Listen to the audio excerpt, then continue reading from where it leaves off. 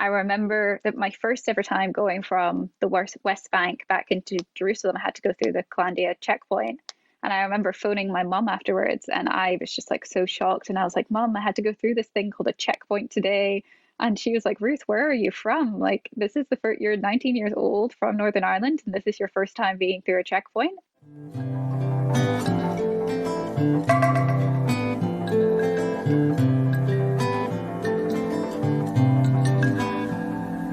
כמו מים, הוא מגיע אליי, נוגע לא נוגע בכלל.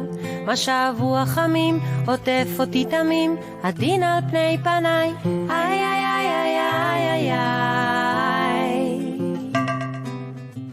But interestingly, there's a relationship between this idea of like the revival of Hebrew and also the Irish language. And there are examples of like scholars of Irish language studying like the Ulpan system and studying what's seen as like the success of modern Hebrew being established as a national language, and using that as an example of like how should we, teach the Irish language. תחושה עכשווית אין מה להחליט, נעים במנגינה, נה נה נה נה נה נה נה. להיות או לא להיות, ברגע כזה כל צלילי הצלילים אותי מלטפים למעלה. רגוע לי כל כך ונעים, כל הגלים מגלים, כל הגלים מגלים. שלום רות. שלום מתן. מה שלומך? אני בסדר, תודה. מה נשמע? וואו, זאת פעם ראשונה שאנחנו מדברים בעברית. כן, אני יודעת, מוזר. זה ממש מוזר. So it's the first time we're talking in Hebrew, and maybe it would be good to reveal that you are not my Hebrew student. So how did you come here? What are you doing here? I don't know what I'm doing here. I am not your Hebrew student, no, but we met through the Balfour Project, and I do study Hebrew, but not in the UK. I'm currently a student at Harvard University, where I study Hebrew. Okay, interesting. So yeah, you are indeed a fellow of the Balfour Project Fellowship, which I am luckily coordinating. And you speak Hebrew, so how come? Great question. I ask myself that every time I have a Hebrew grammar test. I'm like, why do I study Hebrew? Why do I speak Hebrew? I started studying Hebrew because I study religion and politics and conflict and peace building, and I spent time in Jerusalem. That's the short answer. And an additional part of the short answer is I got a fellowship to study an intensive Hebrew course at a language college in America. And so I studied Hebrew for 7 weeks, didn't know anything, didn't know the alphabet, didn't know a word of Hebrew before I arrived. And when I left, I was able to speak it a little bit. Before that, I saw that you speak it quite well, but let's take a step back. You are Northern Irish, right? Yes. And you are Protestant or Catholic? Is it question. Okay to ask? Yeah, I mean, it's okay for you to ask me. I feel comfortable with it. So I would, like, if I was filling in a census or something, I would identify as Protestant because I had a very Protestant upbringing. I went to a Protestant school. I'm from a very Protestant area, but half of my family is actually Catholic, and not from Northern Ireland, but from the Republic of Ireland. Wow, interesting. I spent a lot of time growing up, like, with my family in the Republic of Ireland. So, I have an answer for a census, but also within myself, I'm always like, which one am I again? And it's always slightly more complicated than just, which category do you fall into? Yeah, so I'm very interested in the Northern Irish conflict, probably in a similar way that you are interested in the Israeli-Palestinian conflict.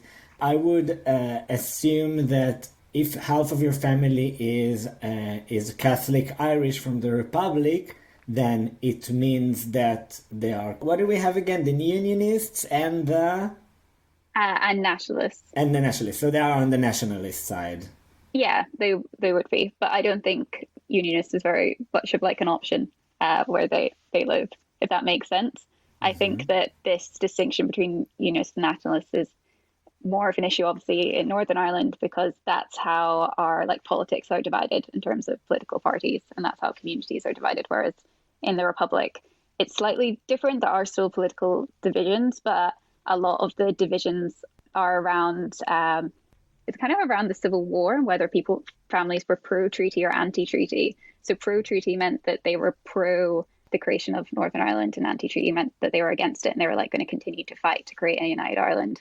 And actually, my mom's family is from the Republic and Catholic. They are divided along those lines as well. So many conflicts in one family.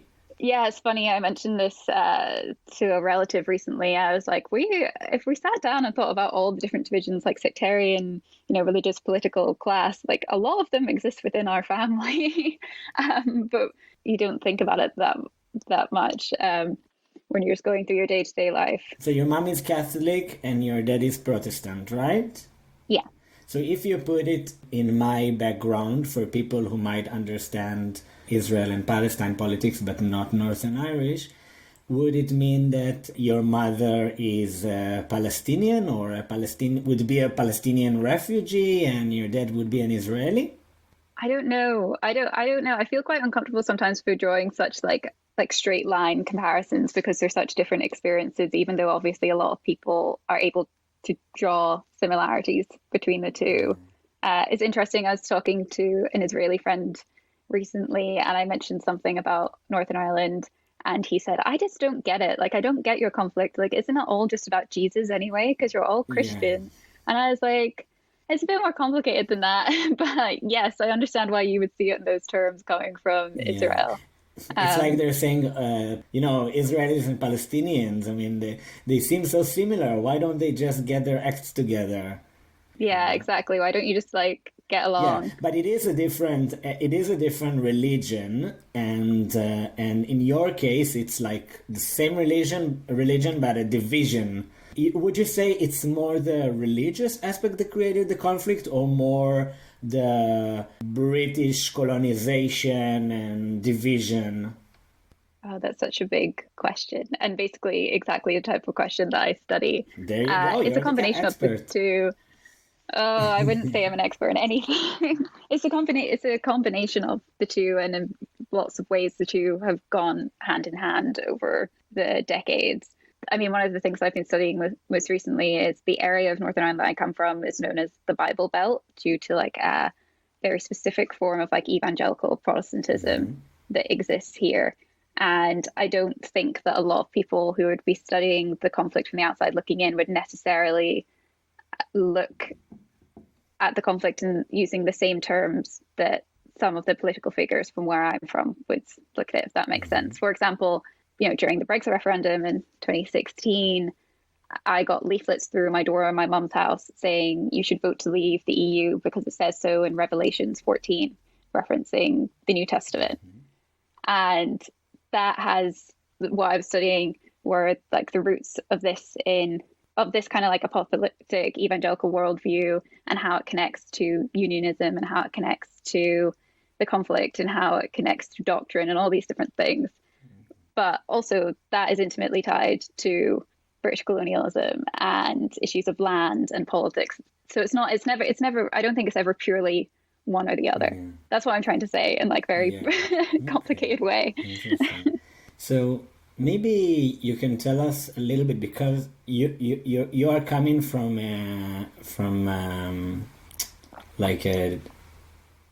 how would you say it? Because your mother is Catholic and your dad is Protestant, so you come from a mixed family. Is this something very rare? Do you know many people like yourselves?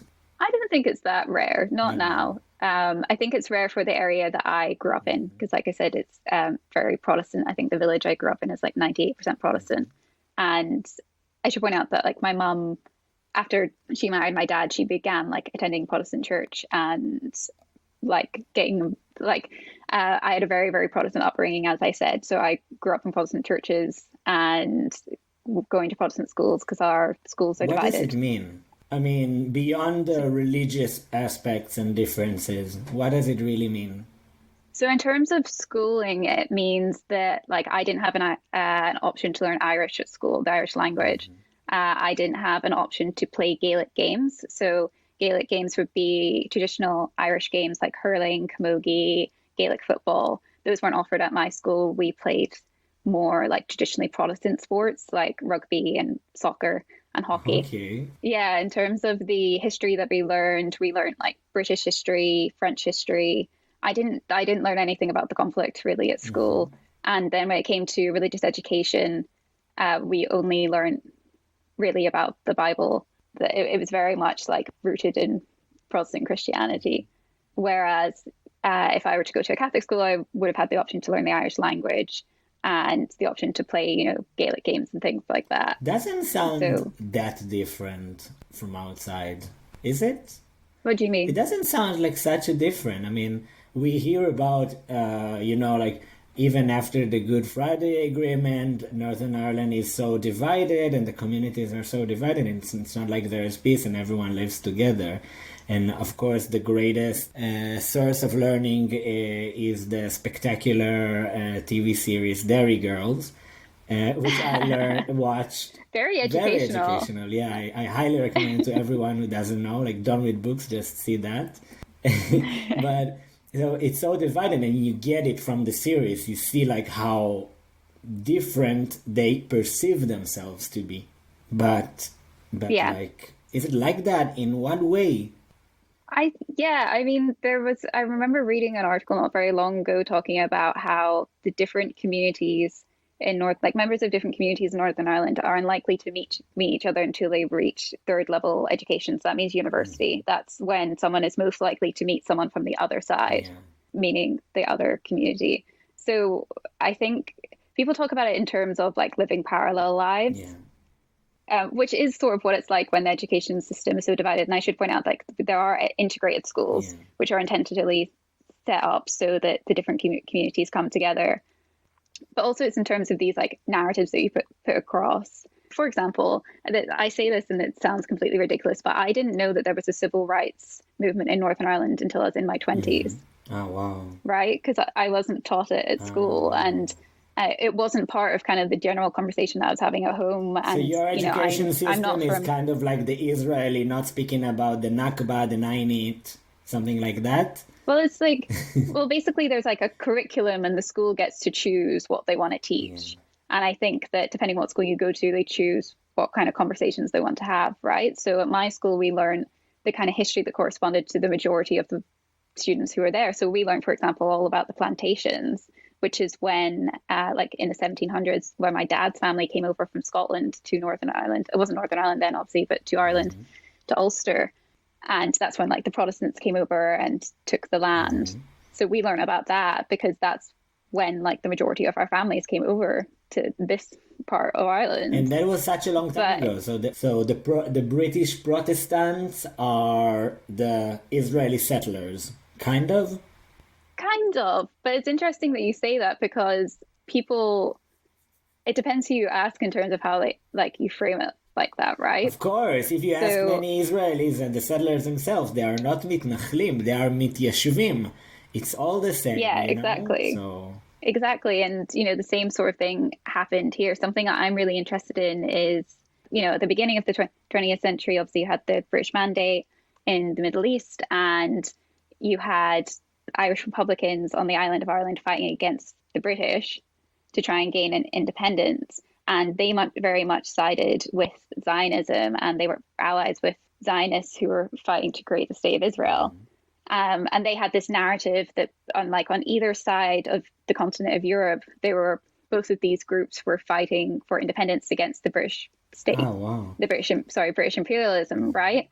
But then what if you look at these exact same groups now, or their descendants?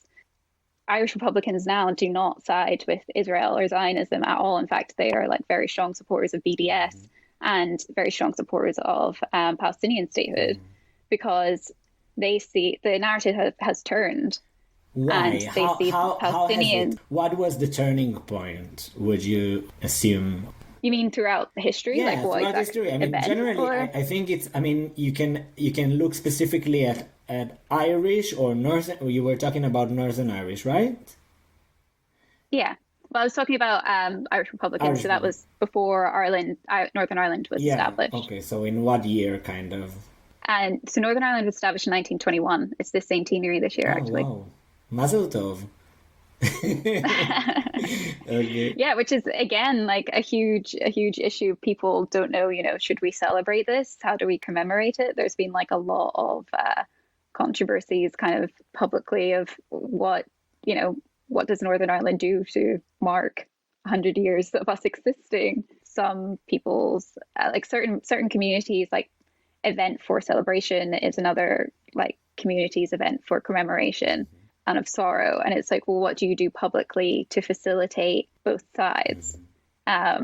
Because you still have to acknowledge that like it has been 100 years, and the controversy that's happened recently is that the Northern Ireland office, which is in London and Westminster, released like different kind of PR material to celebrate the centenary, and this included a picture of Seamus Heaney, who's a famous poet from Derry/Londonderry, depending what you call it.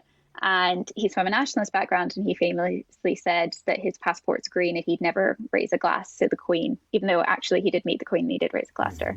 And so people were saying that to use his image to commemorate the centenary was like an insult, and he wouldn't be okay with it. And he's passed away, so obviously he can't comment personally.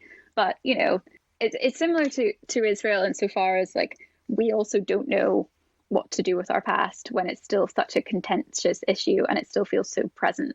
How do you commemorate things? Yeah. Let's talk about you more. Do you see yourself as British, or what are the options here? British, Northern Irish, Protestant? And Irish, I think. Yeah, British, Northern Irish, or Irish, and I kind of choose between them as as I please. It's a question that I have quite a strange relationship with, because I am from Northern Ireland, I am entitled to two passports. So I have two passports, British and Irish. Good for you. And may as well have both. But I would mostly identify as Northern Irish now, partially because part of me doesn't really feel British enough, and part of me doesn't really feel Irish enough to take either of those identities. For example, like when I was younger, when I was still at university doing my undergrad, I was certain that I wanted to be a diplomat. And then I realized, I was like, well, if I'm a diplomat, who am I going to be a diplomat for? Exactly. Because like Northern Irish isn't an option. And also, why would anyone need a Northern Irish diplomat? I didn't want to be a diplomat for Britain because I didn't feel British and didn't really feel comfortable with this idea of like advancing British values abroad, whatever that might mean. But I also didn't feel Irish enough because I was like, well, I didn't grow up in the Republic. I can't speak Irish. My knowledge of Irish history is good, but not great. My knowledge of Irish politics is okay, but I just didn't feel qualified personally, let alone like professionally, to go down that career path. Why do we have to define ourselves? Like, people from Barcelona who would say, I'm not Spanish, I'm not Catalan. Where are you from? I'm from Barcelona. There's this expectation to define yourself nationally. Why are we so obsessed with that? Well, we feel like we need to do it personally because everyone else does it. Like, we're obsessed with putting things into categories to begin with. So we need to do it to ourselves. So if you're Irish, then that's what you probably think about Britain and blah, blah, blah. Yeah, and that's also one of the reasons why, like I said, I thought the one way of achieving peace is to become a diplomat and to study international relations.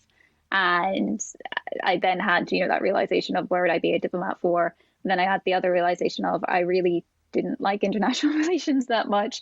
First of all, because I'm not a political scientist, and second of all, because I found like reducing populations to just their countries really uncomfortable. Like this idea of like, well, Israel thinks this and Israel will do this, and China thinks this and America thinks this. And I'm like, well, what is Israel and who is Israel and who makes up Israel, and like who makes up America, who makes up the UK, who makes up Northern Ireland, and how can we just like completely theorize and reduce the actions of populations? That's also something about. we started speaking about Hebrew and why you chose it. And I want to go back to my understanding from our other fellow in the group who's a Catholic, that, she was brought up with, with Palestinian flags, and Protestants are brought up with Israeli flags. And I think that it's so weird that in such a different place, such a different context, two divided communities choose to take a side in a different conflict, in a very far place from where it happens, very different context. Why does it happen? When did it start? I mean, I also find it very weird and fascinating that it's happened. I mean, the flying of Palestinian flags predates the flying of Israeli flags. And it's to do with like the solidarity campaign between, like I said, Irish Republicans and Palestinians. But the flying of Israeli flags is a lot more recent, and I believe it started during the Second Intifada here. That the kind of narrative that people put off, and it's a joke that was said on TV in Northern Ireland, is that like, oh, my enemy's enemy is my friend. That's why people will fly Israeli flags, which is partially true. I mean, I think it's slightly deeper than that. I think that there are, kind of like ideological and theological roots as well to why people fly Israeli flags. It might be that on the surface, the idea of the enemy's enemy is my friend on the surface, but Robert Bradford was an MP for Belfast South who was assassinated during the Troubles, and he was a British Israelite. Do you know about the British Israelites? No. So British Israelites is like this, but it's this ideology believing that like British Protestants are like God's chosen people, and like one of the lost tribes of Israel. Oh, wow. And this was an ideology that was held by this MP who was assassinated, and which I find like completely fascinating. But when you begin looking at these ideologies and looking at the theological roots and this idea of chosenness, and also this idea of a community being under siege, which there's this huge thing among Ulster Unionists of a siege mentality and this feeling of being under siege, which goes back to like actual historical events of the siege of Derry, but also sort of remains now this idea that always needing to play the defensive and protect the defense and protect the power that they have and the position that they have in society. And I'm saying that as someone who comes from like an Ulster Unionist background and comes from a Protestant background. And it's interesting, studying Hebrew and studying Hebrew literature, because this seems to be a theme that, you can correct me, that comes up a lot in Israeli politics and like among like Israeli ideologies as well. And there's siege mentality, like are you referring to Ehud Barak referring to Israel in the Middle East as a villa in the jungle? Yeah, it's sort of like that. And also this idea of, the other side's demographics are changing and soon we'll be wiped out and we need to like protect ourselves. That sort of mentality as well, I think, has played into why Israeli flags would be flown here. I'm just like hypothesizing, but that is my understanding of it. And I am like continuously fascinated by, I've seen people with like tattoos of the Israeli flag in the Israeli flag and the Northern Irish flag like superposed over each other, saying that it's a fundamental human right to defend what is yours. I've seen people like walking around in IDF t-shirts and things like that, saying that terrible. they would join the IDF if they could. I think it's terrible. And so that's what. But that leads me to believe that it's more than simply my enemy's enemy is my friend. Like there must be something deeper here, and I could just be hypothesizing and drawing arguments out of nowhere. But I think I just think it's really, really fascinating. Yeah, it is. I mean, definitely. I mean, I can say I first went to Jerusalem when I was 19. I lived there for the summer as part of ICS, International Citizens Service, which I don't know if it still runs or not, but it was this initiative started by David Cameron when he was still Prime Minister. And it was through DFID, which also doesn't exist anymore. Wild. And basically it was a scheme that would send like young British people to work on like international development projects for 10 weeks around the world. And I just started university at Edinburgh, and I'd met all these people who were my age and could speak all these different languages and had lived, way more interesting lives than me. I lived in the same village my whole life. I moved once from one side of the street to the other. I got given a piece of paper and said, "You're going to Jerusalem." Oh, wow. And I then had to phone my mom and say, "Mom, I'm going to Jerusalem." Follow Jesus, follow Jesus. Yeah. and were you happy about it? Was it shocking? I think it's interesting because I grew up in the church. I like going to church every week in a fairly like religious environment. I was always very aware of like Jerusalem. It was always like in my imagination as a place, but it was like as a place where like Jesus was. The same way Bethlehem and Nazareth didn't really seem like real tangible places to me where people lived. And so, but I just spent the year studying religion at university. And so when I found out I was going to Jerusalem, I felt like, oh, this is like the right thing. This makes sense for me to do. And did you know about the conflict at that moment, or not really? Yeah, like I said, I took one course and thought that I knew everything. So I knew the conflict was a thing, but I didn't really know anything. Like I didn't really know any of the details. And how was the experience? I mean, I think it like completely defined everything that I've done since. Wow. I worked on two projects, and they were like youth empowerment projects as well. One in the old city and another one like further out near Calandia in East Jerusalem. And yeah, the thing that I wanted to say connected to your experience in South Africa is I remember that my first ever time going from the West Bank back into Jerusalem, I had to go through the Calandia checkpoint. And I remember phoning my mum afterwards, and I was just like so shocked. And I was like, "Mum, I had to go through this thing called a checkpoint today." And she was like, "Ruth, where are you from? Like, this is you're 19 years old from Northern Ireland, and this is your first time being through a checkpoint." Because she had been through checkpoints, hundreds of times in her life being in Northern Ireland, but I never had, because I was born just before the peace process. And, I'd never walked into a shop and had to open my bag before.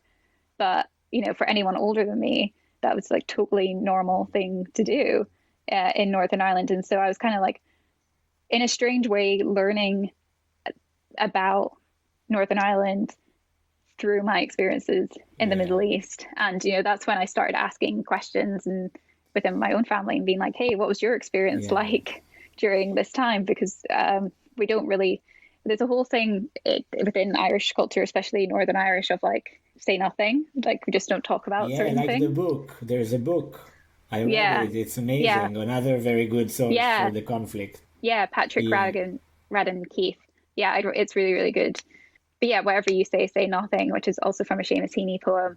And it's just this idea of you don't talk about certain things. And, I went off to the Middle East when I was 19 and came back and all of a sudden started asking questions about things like the Civil Rights Campaign, which I had no idea about, or about like my parents' experiences or like my grandparents' experiences, and all these things that I didn't get taught in school.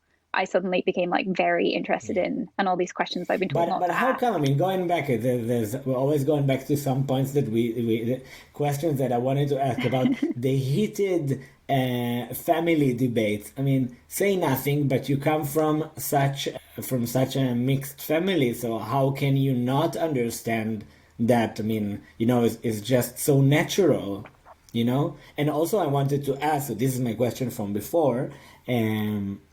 To what extent was it heated? Because in my family, I have a cousin who said, people like you should not live in Israel. Where? I don't know really, but there's really like, he really meant it, and I really had like, it really affected my relationships with my mother, who now is a peace activist in Women Wage Peace as a pensionist. Oh wow! But with my sister, who were like fed up, who were like really pissed with me by talking about politics. So it really created a very heavy feeling in the family and really put us apart, Yeah, I guess in my family, it was different. I don't know. It's interesting you say about being heated, because I don't remember any really heated conversations. Like, I would go and spend my summers with my grandparents, and where my grandparents are from, they're very into hurling, which is a Gaelic game traditionally played by Catholics. And so I'd spend like all summer talking about hurling, and then I'd come home and my mom would be like, do not tell the children at your school about hurling. wow. And I wouldn't understand that because I was little, but I understand now why that was. And, certain things like we weren't allowed to own, my parents didn't allow us to own anything with flags on it, like a union flag or any other flag, or to like own football kits of certain football teams where it might show like what community we're from. And the other thing is, when I was 10, I think I was 10 or 9, around that sort of age, a boy was actually killed in a sectarian attack in my town. And I remember then sort of, things clicking in my brain a little bit and being like, oh, things are a bit strange, like things happen here. And I remember after that, my Protestant primary school started doing things with the Catholic primary school, and we started doing these kind of like, like hands across the barricade sort of like things once a term, of like getting together and doing arts and crafts. But first of all, it's not really hands across the barricade thing because I don't live in an interfaith area. And second of all, I actually already knew the kids from the Catholic school because I played this, like, very stereotypical, but I played the Irish fiddle growing up, and I used to go to fiddle lessons with the kids from the Catholic school. But like, we didn't know when we got together on a Saturday morning, we went to different schools. Like, we didn't know like why they were divided. We just knew we went to different schools. When you're kids, you see kids, you don't see like races and nationalities. Yeah, exactly. So like, we would meet up once a term to like do arts and crafts, and then we wouldn't see each other again, and then we'd meet up again and do arts and crafts. And so it was interesting because we'd have these very intentionally kind of like set up activities to like meet people from the other side. But that's not where I formed these relationships with people from what was, so-called the other community. I met them through like doing things like music at the weekends, and I met them through my family. And it was never through these like kind of set up formalized systems. And going back to Jerusalem, your first encounter with Hebrew and with Israel, in what way did you resonate with each community? I guess you were working with both Israelis and Palestinians. No, I was working with only Palestinians, during my first time in Jerusalem, which gave me like a very unique view on everything, I think, because I don't think I heard a word of Hebrew while I was there, because I lived in East Jerusalem. I lived in Sheikh Jarrah in an apartment that was like connected to the British consulate in some way. Everyone I worked with was East Jerusalemite or Palestinian and spoke Arabic. Like, anyone I interacted with, and then I'd like spend my weekends in Ramallah with like all the other internationals. So everything obviously there would be in Arabic. Yet you chose like Hebrew. How come? Well, yeah. Justify yourself. So my first visit to the Middle East was like, I spent my entire time basically immersed in like Palestinian culture and interacting with Palestinians. And so that was like my entire view of what was going on. And then I returned 2 years later because I got a scholarship to study at Hebrew U for the summer. And when I arrived at Hebrew U, everything was just like flipped entirely. Like, I was told like not to go to certain parts of the city where like I had lived in Jerusalem before, and not to walk through Damascus Gate or anything like that. And I was like, but that's where I used to work, so I don't understand. Like, I just couldn't understand. And all of a sudden everything was in Hebrew. And I think it was really then that I realized like how stark this divide was just within this one city. I was like, this is again, going back to what I was saying earlier about Northern Ireland, it was like completely parallel lives being lived. And this completely fascinated me because I was like, how is this possible? Like, how is this place functioning? Like, what is going on? Because also obviously like in Jerusalem you have like the added layer of people not speaking the same language, which is why I became so interested in Hebrew and why I became so interested in linguistics and the role that language plays within Israel and within the wider conflict. That's kind of a reason why. And then also the nation state law did play a role in it as well, because it was kind of like emphasizing the importance of Hebrew to like Israel and Israeli national identity, which is something I didn't really know anything about before. And then the other reason I chose Hebrew is because my professor at Edinburgh, who is German, she is a German Holocaust literature scholar, speaks fluent Hebrew. And we would spend like hours together just talking about Jerusalem and the Middle East and her experience in Israel. And she said to me, she's like, you're never going to really understand, this place that you're so interested in unless you learn a language. And so it was kind of also like through her guidance that I came to Hebrew. So there were like lots of different sort of reasons And did why I it ended help up you? in Hebrew. If so, in which way? That's actually something that I'm mostly interested, because my students realize that by studying the language, there's a lot of also emphasis on culture, by the way we say things, how we say them. What have you learned about us, not by the history, but by your Hebrew studying? Yeah, I've learned, it's so interesting to reflect on what I've learned, because first of all, I haven't even studied Hebrew for that long. It's really just been over a year. And it's been such an intense experience. But something that really, so many things fascinate me about modern Hebrew. One of them being the fact that like it's this idea of like a revived language, with then the whole story of Eliezer Ben Yehuda, kind of just saying like we need a language for a people, and so we must use this ancient language. And so the fact that like this kind of ancient language has been like revived and brought into the modern sphere means that the dividing line between sacred and profane is like just, it almost doesn't exist in modern Hebrew, if that makes sense. So like we were saying earlier, like everyone loves to like categorize everything. And in the field of religious studies, which is where I kind of operate academically, the question we always ask is like, what is religion? Who defines religion? Who categorizes it? And normally the answer is like connected to a problematic white man in history and connected to colonialism. But within modern Hebrew, within the Hebrew language today, those categories are so like they're so blurred. Even think of like the word shalom, like hello, right? It means hello, and it means peace. And understanding that the root of it is shin lamed mem also means like whole and wholeness. And so that's saying that like peace isn't just the absence of war, but it's like wholeness. And so it gives like this extra layer of like sacred meaning to like a very common word, which is hello. But then you also have a word like Kabbalah, which is talking about like spiritualism within Judaism, which is the same word for receipt. Reception. Yeah. And so it's like, well, how can this happen that like a word that's so important and so like spiritual and has such a deep meaning also is used for such like a common thing day to day that doesn't happen in English? And so that's something that I'm really fascinated by. And I think says a lot about this kind of relationship between religion and politics within kind of Israeli society today. And this idea of like, how does Israel define itself? How like this idea of being a new and young country, yet also has like ancient roots. Like, how do you exist in the present while also kind of paying respect to this like spiritual and ancient realm at the same time? And then I'm now at the point where I can study like Hebrew literature and read like Hebrew short stories and Hebrew poetry. And that's a theme that comes up again and again and again. It's like, how do we define ourselves within all these different realms? And that sort of issue of identity is something that I am completely fascinated by. So that's a very long-winded answer.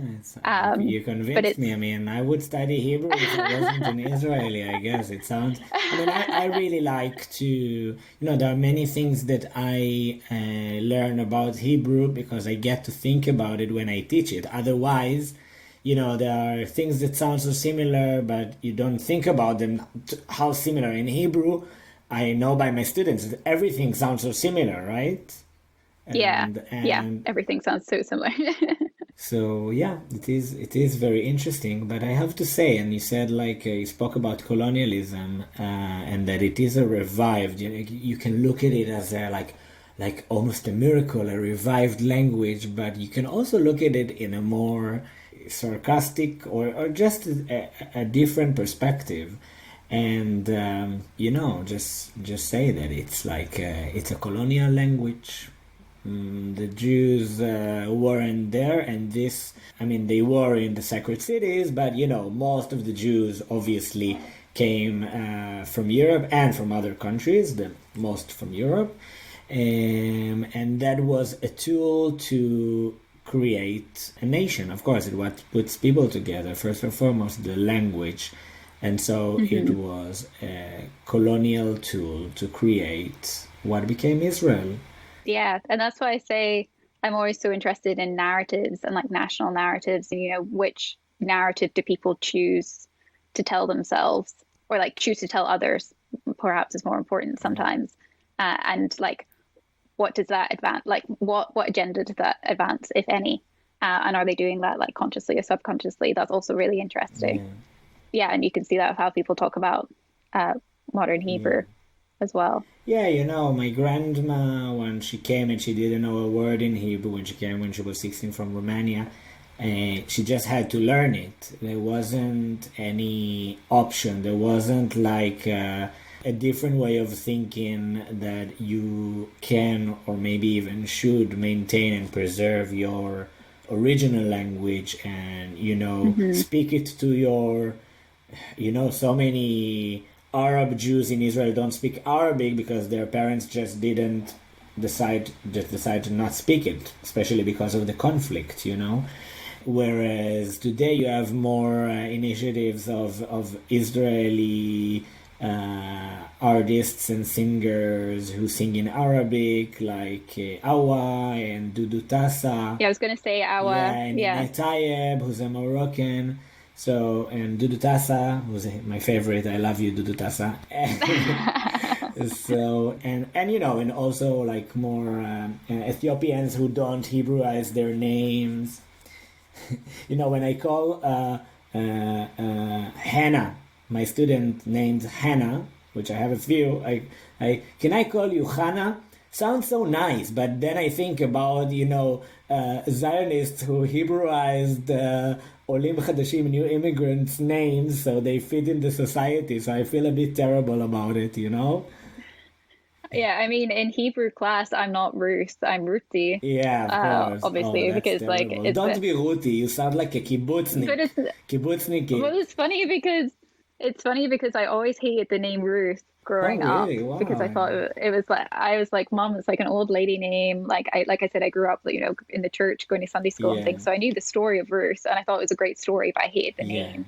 And then once I started studying Hebrew and got interested in Israel and all these things, my mom was just like, well, aren't you glad that I called you Ruth? Like it really, really paid off in the end. Yeah. And then I told an Israeli friend, I was like, that Ruth, like that's the anglicized version of Ruthie or Ruth. And he was like, oh my God, I've never met anyone below the age of like 75 who's called Ruthie. And I was like, oh, okay. So this like is another thing that translates, between the languages. Yeah. But also it's interesting because, like I said, like our schools in Northern Ireland are divided, and I never learned the Irish language because it wasn't offered in the schools that I went to, and it's highly politicized. And I think language is always a highly politicized issue. But interestingly, there's a relationship between this idea of like the revival of Hebrew and also the Irish language. And there are examples of like scholars of Irish language studying like the Ulpan system and studying what's seen as like the success of modern Hebrew being established as a national language, and using that as an example of like how should we, teach the Irish language, because in Ireland, we don't have Ulpan, but there's a Gaeltacht, which is like when teenagers will go off to like Irish language speaking parts of the country for a summer and only speak Irish. That's amazing. In order to gain proficiency in it.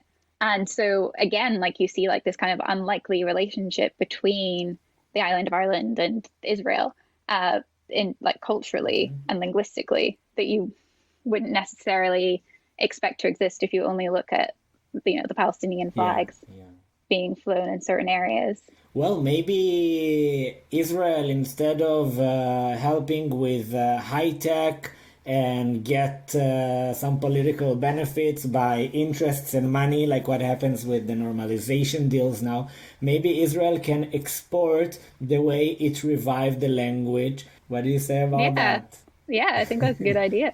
Yeah, that sounds interesting. Wow, I really learned a lot about Northern Ireland and the parallels, and it's just fascinating, and there's so much more to look into, and I think there should be much more of of exchange and dialogue between Israeli and Palestinians and Northern Irish Protestants and Catholics, because there's so much to learn there about, how can we do things better.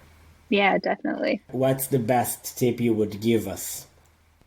I guess it's more of like a warning, or it's something that I'm very cautious about, is the mental health crisis in Northern Ireland, which I feel like has been overlooked in Northern Ireland and in the UK, and in this kind of grander narrative of peace in Northern Ireland. It's kind of been seen as, the Good Friday Agreement happened and there was peace, and Bill Clinton turned on the Christmas lights and played the saxophone and everything was fine and dandy. And, I haven't grown up with checkpoints. I haven't grown up with bomb scares in the same way that, the previous generations have. And so in so many ways, I have benefited from the peace process, and I'm very grateful for that. But also in a lot of ways, my generation continues to suffer because we don't talk about what has happened. We don't talk about how trauma goes down through generations, and we don't talk about how it continues to affect people's lives in very tangible ways. And so that's something that I think it would be hard to find someone in my generation who doesn't know someone who has seriously suffered mentally from all of this. And so that's something, looking at, someone who's really interested in the Middle East and looking in the Middle East, it's peace isn't just something that's achieved through signing a piece of paper, but it's a long-term sustainable thing that needs to look at all aspects of society, not just, the kind of diplomatic means that we were talking about earlier. And that includes investment in mental health. And so this isn't a tip. It's more of, I don't know, it's more just a word of caution about the importance of that, and integrating that into whatever peace building is occurring. Okay, Ruthie.